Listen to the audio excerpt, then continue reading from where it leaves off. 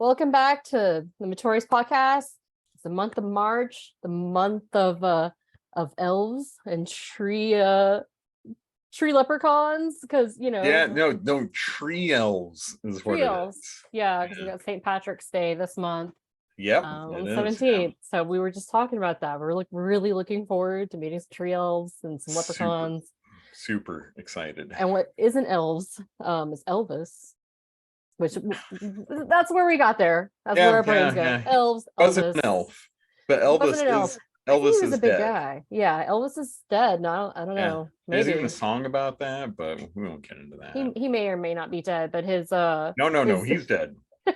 He's dead by now, at least I think. Well, yeah. Anyway, yeah, but his plane was up for auction again. Yeah, and there was so much hype around this thing. Yeah. We posted about it, but we weren't like, oh, Elvis, your plane's for sale. It looks like an utter piece of HUD on wheels. I know. It's set out in the New Mexican sun, which let me tell you that the sun there is strong. It will like strip the paint off vehicles like this.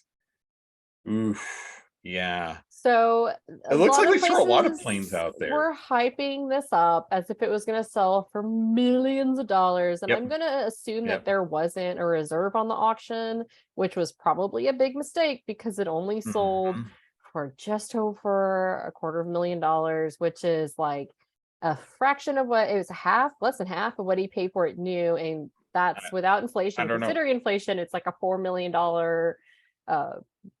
jet.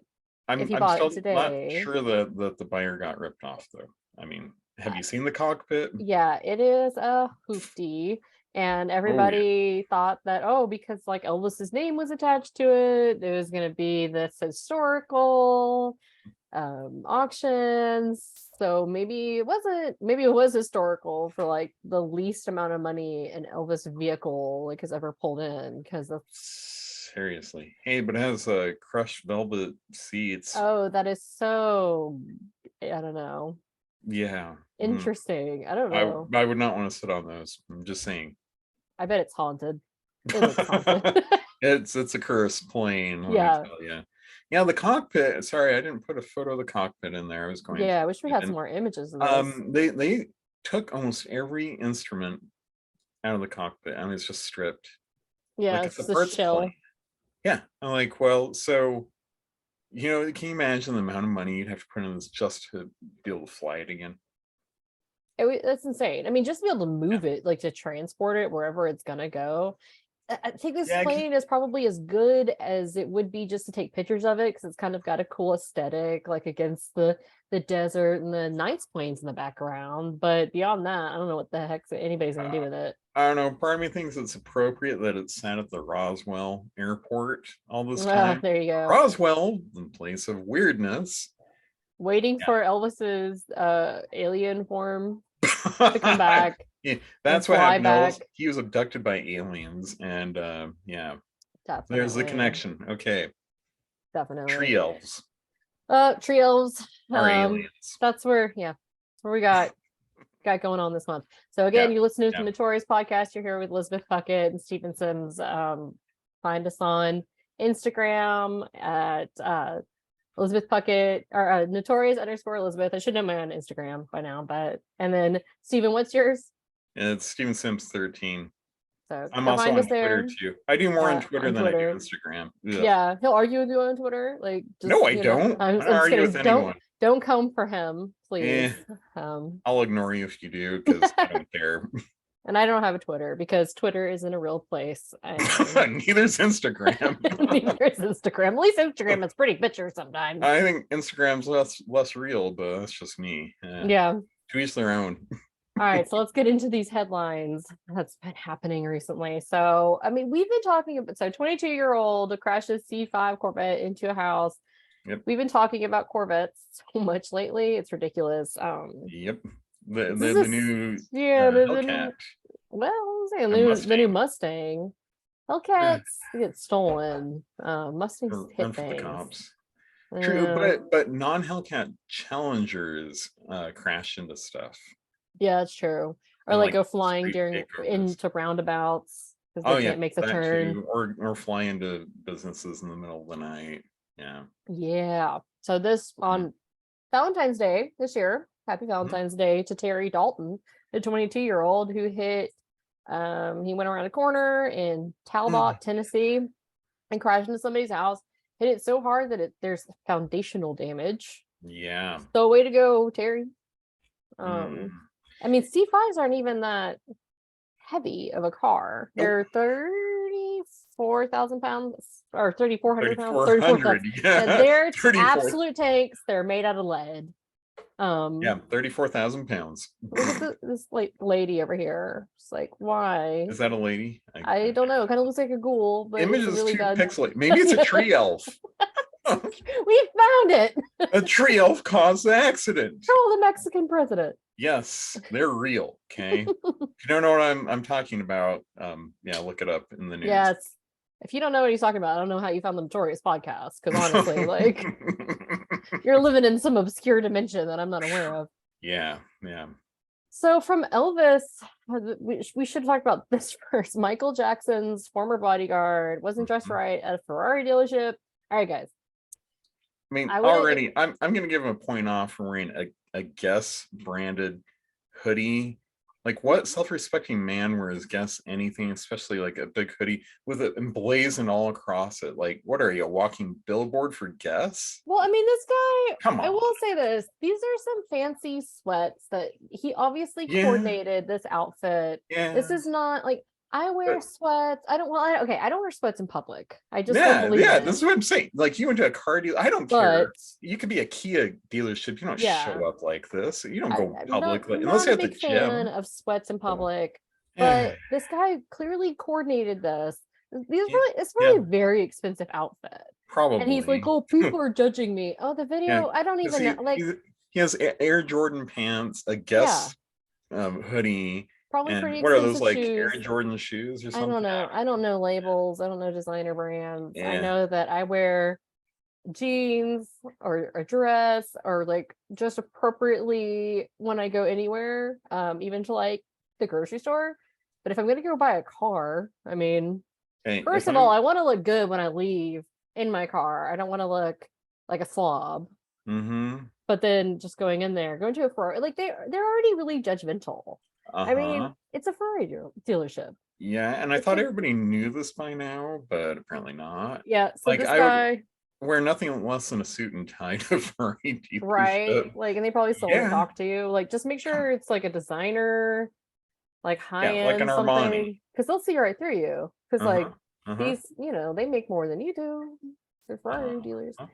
So this guy, we already know that Ferrari's iffy about cars. Like, that being said, I looked at the video. It's kind of like this short clip. I almost feel like I'm adding to the problem because I put this story on the board to be written. Because I think he just wants attention. He's like some kind of like business mentor now. Like, do you think he did this on purpose? Yeah, he absolutely. Purposely dressed like this to go to the Ferrari dealership to be a victim. So I'm not going to play the video because I don't want to give him any more attention than I already have. But it's just literally like, when I was 20 years ago, I walked into a Ferrari dealership and they treated me the same way and I was wearing the same kind of clothes. And it's like, well, you should have learned 20 years ago. I don't know. Like, yep.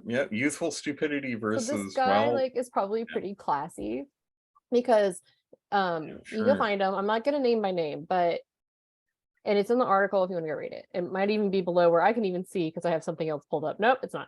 Okay, so this guy is one of the former bodyguards. He's a martial arts master, and he stepped forward a couple of years ago to claim that he's Micheal Jackson's actual son, the one that Blanket. So he's Blanket's son. He claims, this is according to Fuse TV, not us, but that's what he told Fuse TV. So this is the guy, and his Instagram is all about like, follow me to learn how to make all the success and so it's like the person who wants to publish the book about how to make a lot of money, but they need a few $100s to publish it. Like, that's kind of what that smells like. Well, here's the thing is, I heard a long time ago, and I don't know if it's still true or if it was true at the time, so disclaimer here, but the word was that if you wanted to buy a Ferrari from a Ferrari dealership, used or new, you have to apply for it. And that there's one old guy who in Italy who sits there and he decides who can buy what Ferrari. Now, I don't know if that's absolutely true, but I do know that they do tell you which car you can buy. So I don't know who decides that. I'm gonna buy a Lamborghini. How about that? But well, this is why people get Lamborghinis and McLarens and Porsches and so on, because they don't like dealing with the Ferrari way. And so, you know, am I a fan of that? Not really. I mean, are Ferraris cool? Yeah, they're cool cars. Would I ever own one? I don't think I could even begin to afford a Ferrari. No, so don't even matter. apply. Like, what are you wearing? Like a red shirt today? Like, we're not doing that. Like, I would wear my Ferrari shirt to the there Ferrari dealership. Yeah. There you go. They won't let Cristiano Ronaldo buy certain Ferraris. There's celebrities who are just banned from owning them outright. Yep. Like supposedly the Kardashians are. We can't confirm that. That's the word on the street, that they are blacklisted. That's rough. I'm so sorry for them. I wonder if Nick Cage can buy a Ferrari or if he's blacklisted. I mean, I want to know how picky are they. He could just go steal one, though. I mean, he's got all the skills. Yes. He'll be gone in 60 seconds. So let's go back and talk about Leprechauns. Like, I didn't even see this in our list here. We were just talking about them for no reason. So Dodge has jumped the shark because there was a commercial, a certain Ram commercial, because it's not Dodge anymore, that had like some, we didn't post about it, but it had some heavy inferences about like ED stuff. Like if you took like a commercial for Viagra, just put in like truck or Ram or whatever it was, and it was so bad. Like it was so bad. So then they come out with this Leprechaun. Wait, scroll down. Show what the initial CGI is. That right there. I'm like, oh crap. Apparently he's getting like vitamin drip therapy. Well, I've seen amateur CGI that's better than that. Like, what the hell, Dodge? This is what you come up with? This is laughable. It's so ridiculous. Okay, it looks like when I was 12 playing Zelda. Like, yeah, exactly. That's what I'm saying. Like this is that really was a long time ago. So yeah, this is like the crappy B-list animated movies 20 years ago had this kind of that's stuff. One of those hangover bags too. Yeah, and so the Leprechaun's got the hangover. He's getting an IV drip of something yellow. That's a banana bag if I've ever seen one. And you know you can make all kinds of jokes about what it might be. I don't know. But then turns into this monstrous leprechaun, which suspiciously looks like a tree elf that the Mexican president saw. You're onto something. I'm just saying there's a connection here. I'm not sure what it is. Dodge, Mexican president, tree elf. So I like this is all a teasing up to something that's like not even going to happen on St. Patrick's Day. It's just sort of, it's St. Patrick's Day adjacent. Like, it's like a few days after St. Patrick's Day when the reveal is set for. Like, so they're like, I mean, they could have made it on the 17th. How hard would that have been if they're gonna? The 17th is a Friday too. I mean, most people are gonna be getting off work early. Like, come on, Dodge. Most people are gonna be wasted and they won't even notice what happened. Yeah. I mean, and then they're gonna need the banana bag. I see how it all. Yeah. See, there's the connection. Oh, geez. Crazy on St. Patrick's Day and one thing. Happy March, people. Like honestly. I can't take this seriously at all. But supposedly it's gonna be this like over the top crazy performance. You know, although their last calls have been pretty mild, if not completely lame. Let's be honest. Yeah. So, but this one's gonna be all juiced up. I guess we'll see. Hungover and recovered, I think is what they're going for. I really wish that Mopar would stop this because I have a Charger and John has a Ram and it's kind of embarrassing. Like, I'm not gonna lie, with all this stuff going on, I'm like cringe. It is very cringe, yeah. Oh, that's fun. Speaking of cringe, Vandal Peacock damages BMW. I haven't been able to read what's going on with this story, so we're gonna have to. Let's just say that I think the Peacock was a little mad about being out peacocked by the BMW. Okay. Yeah. No, supposedly it was at this art center, which don't ask me what an art center is in the UK. I'm not British, so I just don't understand. Maybe they like Whatever. display art. I guess I'm like, what is that? Like an A art gallery? or is it like an art school? I don't know. Well, anyway, apparently this is Pet Peacock, the guy who runs the place. He lets it run around. They've never had problems with it, but it saw its reflection in the BMW that was all nicely polished. And apparently, when they see their reflection, they attack it because they attack other male peacocks. And it pecked the BMW and damaged the paint. And so then the BMW owner got really mad, and now they have to keep the peacock cooped up. Otherwise, the guy's afraid that it's going to attack another car, and he can't afford to pay for another round of damages. Which I just have to laugh at this though, because many BMW drivers are accused of peacocking a lot, and here you have a peacock that attacks a vehicle that is often associated with peacocking. It's just the irony is, at a 10. I think that they should just put up signs that say "Beware peacock." Sorry, BMW drivers. Your car's gonna get park at your own risk. Well, yeah. The laws are funny in the UK. I'm sorry if you live in the UK, but you got some weird laws, especially lately. So I don't know if they could even claim no liability if they put up a sign. I know that would work in a lot of the US, but there, I wonder. Yeah, you put up a sign in like the United States, and it's like, that's the law. Like, it said that. Yeah. Hey, you're taking on the risk, but in the UK, you post the wrong thing on social media, and the police come and arrest you. So, jeez. I mean, sorry, there's some great people in the UK. I'm not saying you're all horrible, but man, you got some weird laws there. The lawmakers are iffy. Sorry, not that ours aren't. But... And I feel bad for people who live there. So anyway, I feel bad for all the peacocks, honestly, at this point. And the peacock, this poor peacock. His name's He's just living his life. Toby the peacock. Toby, kept. Oh, not Toby though. Yeah, everybody hates Toby. Peacocks like to strut around, and they like to get up on roofs and show off their fan, and and now Toby can't do that. Well, Toby's the real victim here. I mean, that's what he gets for being named Toby. Back to the annex. All right. Yeah. And that's what happens. He got sent back to the annex. So, well, let's get to our inventory picks of the week. Okay, this is my inventory because I was sure too. I was like, wait. Okay, so 2012 Corvette. Whether or not you approve of what people do with these cars, and I'm not going to say where I stand as far as my personal taste, but the body work and everything that goes into it, that's what kind of impresses me. So, I mean, as long as it's not like a special edition car that you take and do this stuff to, like, you have to be pretty impressed that somebody can take a 2012 Corvette and give it the split window. I think there's a few details that are lacking here, but like, I certainly couldn't do it, so who am I to say?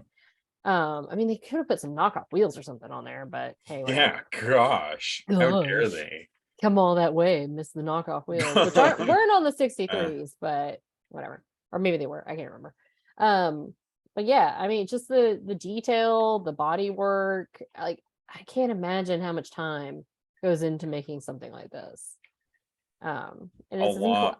I was gonna say, I wonder how much it costs, but they're not cheap from what I've seen in the past. I don't think you're gonna walk into a place wearing sweatpants and they're gonna tell you how much this car costs. No, it's only at Ferrari dealerships. Peacock Ventus tires. We were talking about tires earlier. What kind of tires? Let's talk about this for a second. What kind of tires do you guys think are the best, specifically for performance cars? Because that's the majority of what we talk about. Performance street cars, cars that you maybe like casually take to the track. As I'm not going to endorse any, but I think I have the best tires on my cars. But put in your comments below, what are the best tires? I maybe think for like bespoke tires are the best. The what tires? Bespoke, made specifically for that model. There's my cop-out answer. That is such a cop-out answer. Like, geez. Well, way to be controversial, Steven. Yeah. An LS3 engine. Now come at me on Twitter. If somebody wants to send me a free set of tires, I'll say which ones I like the best. But in the meantime, I'm not gonna. Let's see. What if they They send come you they some come off-brand? stock on the new Shelby Mustangs. I'll say that. And I've heard actually before they put them on the new Shelby Mustangs, I was running them on my Scat Pack, so it wasn't like yeah. But I've heard that people they put them on quite a few cars. They do, yeah. Quite a few performance cars, yeah. I've heard that people get better times on those tires than the tires that they pick out, and they'll get like a different set of wheels and they'll take it to the track. They get better times on the stock tires. So that's, and I can believe it. I'm not impressed by the inside of the car though. I think that if you have those tires, you are required to get a sticker of the Nürburgring and put it on your side window. There's no stickers going on my vehicles. No, you have to have the Nürburgring one though, okay? Even though you've never been there and you haven't driven your car on it, you have to have that on there. Well, that reminds me, with John told me about this, and I think we talked about it last podcast, and I was like, I'm going to look into it. I didn't. I'm going to look into it this time. That the Hellcat did better in the segment than like any other car on the Nürburgring. What's its segment again? Like American muscle cars. Oh, okay. So like the ZL1, I'm guessing. I don't know. There's not a lot of competition in the class, but no, there isn't. But I mean, you think that the bricks are just gonna fall off the road. I heard that the Honda Accord V6 is an American muscle car. Oh well. I'm sorry, but I did hear what that kind of tires it has. No, I don't like this interior. I don't. I mean, this doesn't even have Apple CarPlay. Like after all that, it was a bad time for GM interiors. Not as bad as the 80s. But look at how much. I mean, what in the 80s is this? Is that right here? Like they put so much work on the outside, and I'm not picking on anyone. I mean, if you're trying to sell this car, like you've been featured, I'll give you a link. So you're gonna get plenty of exposure. No, it's GM's fault. Let's just also Zaxby's wants to suggest that we should eat lunch now because I just saw that ad pop up. Oh yeah. But so much work went into the outside, and then the interior. We have Zaxby's here. You don't have Zaxby's there. It's rough. How do I make it? We don't have Bojangles either. I mean, life isn't worth living anymore. I'm sorry. Well, you could drive this car and. Nah, I'll pass. Or I picked something better. 2018 Toyota Land Cruiser. Here we go. I love how timeless this looks with like the accessories. Like at first glance, I thought that this was an older model, and then I'm like, oh. Well, see, and this is the one thing is some people they love to hate on the 200s.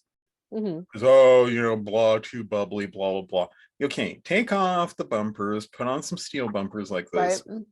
Bam! It looks like a real off-roader because they are real off-roaders. So I had some people saying, "Oh, the 200s are soft on off-roading." No, they're not. But cool story. And this thing's been modded 6 ways. Okay, now one big criticism I have: it doesn't have bead locks. I mean, that'd be easy to fix, but why doesn't it have bead locks?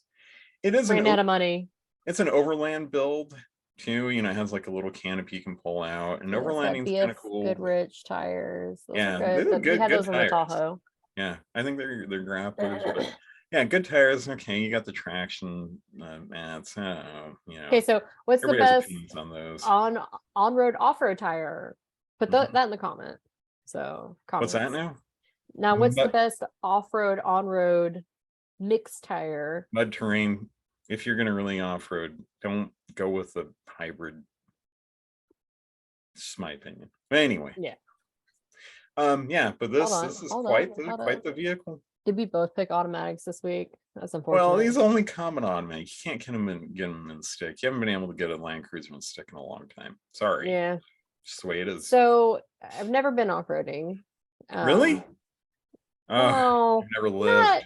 Not like formally. I mean, we've never been to we've driven off-road. Well, some people think driving on a dirt road is off-roading. I'm like, no. Well, I mean, no, that's still a road. But we've been like through terrains and mud and all that. But if you haven't had a Code Brown moment on a trail, then you haven't been off-roading. Nothing like that. So is an automatic better than a stick shift when it comes to that? Because like I know like there's a big debate about it, yeah, and you know, and maybe this will get it's a people matter of stirred up. opinion. But most off-roaders nowadays are automatics.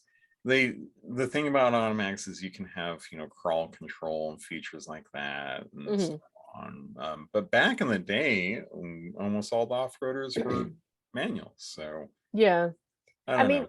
There's a big debate about snorkels too, by the way. Ooh, gosh, people really get into about snorkels. Yeah, what's the thing about that? I mean, is some people say, well, if the water is deep enough right? that you need a snorkel, then you shouldn't be crossing it. Right, because it's not sealed. So well, why would? So here's the thing: is in the Middle East, you see a lot of snorkels, but they're not doing a lot of water crossings. They have snorkels because it gets above the dust line when you're driving. Yeah, I can get on board with that for sure. And that's what I have brought up is I would snorkel an off-roader to get the air intake above the dust line. I mean, but that makes then sense. I have some people, oh, but it hurts power some. You know, it also hurts power sucking in a bunch of dust, but whatever. I mean, you know, so everybody has opinions on these things. Let us know what you think about snorkels. The good, the bad. And should you drive an automatic? Should you drive a manual? Yeah, automatic versus Is manual. Is the interior of that car horrible? What's the best tires for street racing. Cars and for racing and for off-roading? And for off-roading, yeah. And why is Steven wrong? Yeah, and why you're going to come at me on Twitter. Right. Apparently. Go find him on Twitter. Really Stevenson's 13.